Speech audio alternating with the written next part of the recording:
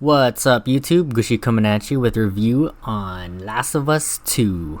As always, we'll be going over the good things about this game, the bad things about this game, and if this game is right for you.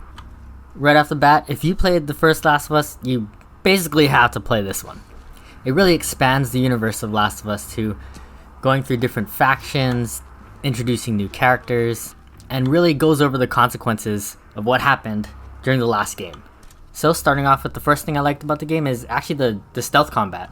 And the thing that really improved about the stealth is, first of all, the movement. Unlike the first game, you can go under cars, you can swim in the water to avoid people, or even go prone and just hide in the grass.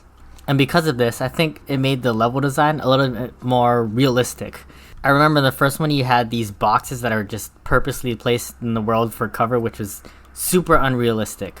But in this one you have like different heights of grass, which you can either go prone or just kneel in for natural cover. And I think this just gives more variation to the standard way of stealthing people, of throwing a bottle and sneaking up behind, or circling around a certain object until you get behind someone.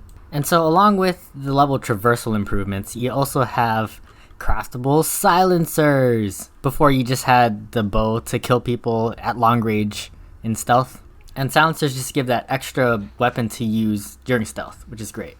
Alright, and on to the second thing I liked about this game. This is more of like a personal reason, and this is because it takes place in Seattle. And I lived in Seattle for like 8 years, so there's a bunch of references to buildings that I see every day. They don't get it spot on every time, but they've added unique features to the buildings that automatically make you know exactly where it is. I used to work at the pro shop at CenturyLink Field, so when they showed the Wolves setup in the stadium, I was like, oh, I used to work there.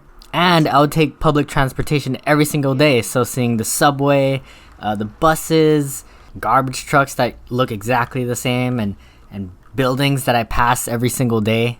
Like the convention center, where they hold Comic-Con and they have these like little signs that show that there was some kind of event going on there.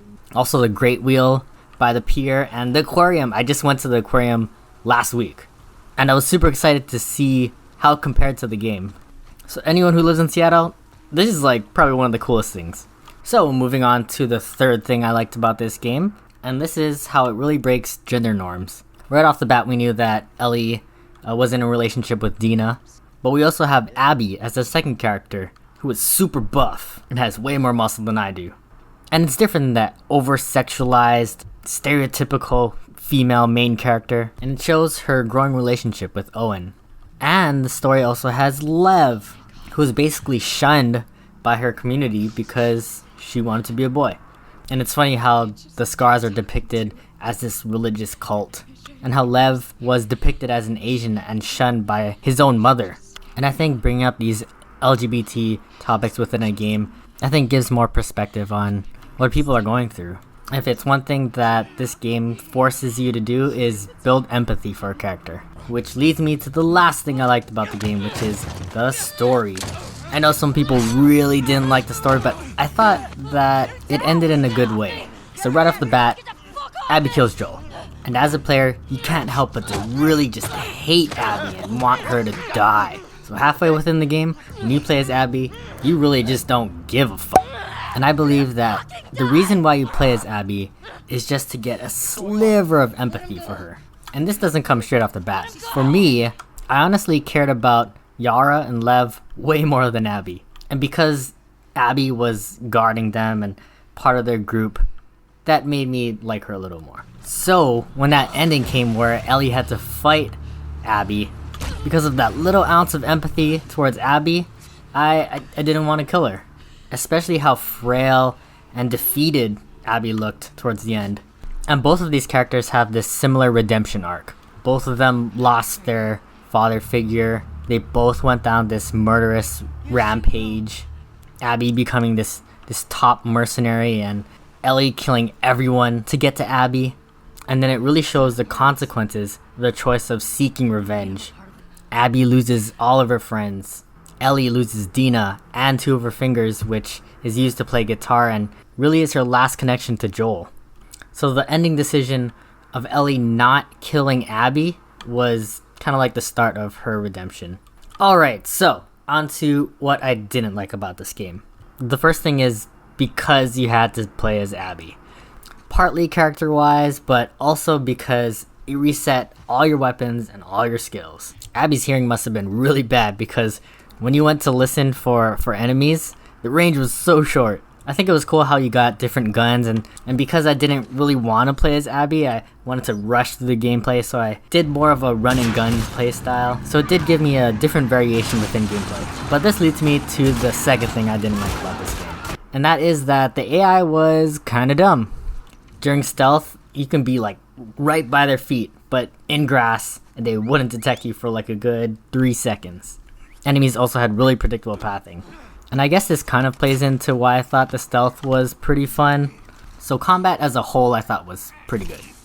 And finally, for the third thing I didn't like about this game, was the very linear pathing. Specifically when you have to find how to get to the next area. So with all the traversal changes, you can go prone and go under cars, and even jump across ledges. But when finding the next area to go to, those sometimes don't even apply. So you're stuck just going across the wall until there's some interaction UI. But overall, I think the pros definitely outweigh the cons of this game. So, on to if this game is right for you. As always, we'll be using the borrow method, and this just splits players into why they like playing a game. So, starting off with the Socializers, this game is definitely made for you guys, and I give it a 10 out of 10. All the major characters within this game, you feel connected to. Whether you hate them or you love them, they each bring out a certain emotion. Alright, next one are the killers. In this game, you kill a lot. Whether it's zombies or people, the mechanics that are given to you, whether it be stealth or melee combat or shooting someone in the head, it's super satisfying. So with that, I'll give the killers a 9 out of 10. Next are the achievers. There are collectibles within the game, such as the coins that you could find during Abby's playthrough, and the cards through Ellie's playthrough. To get all the trophies, you have to play the game at least 1.5 times. You have to unlock all abilities, which you can't do in one playthrough, but there is a chapter select after you beat the game, so you can go back and find things you've missed. It's kind of a pain, so I'd give it a 4 out of 10. And finally, for the explorers, since this game is super linear, there's not much option to explore the world, but exploring the mechanics of the different guns and the skill trees make it a little better, so I'd give it a 2 out of 10. So with that, that wraps up my review on Last of Us 2. If you didn't like the game, let me down in the comments. And if you like this review, give me a thumbs up and subscribe for more review content. Thanks for watching, I'll catch you later.